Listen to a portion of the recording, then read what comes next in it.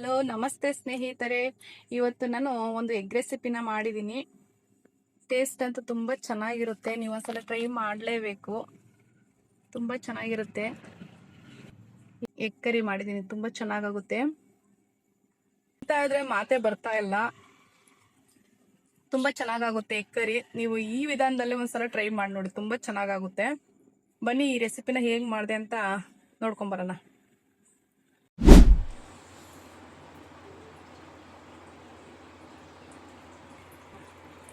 ಸ್ವಲ್ಪ ಈರುಳ್ಳಿ ಹಾಕೊಳ್ಳೋಣ. ಇವಾಗ ಸ್ವಲ್ಪ ಚಿಕನ್ ಇಷ್ಟಕ್ಕೆ ಮತ್ತೆ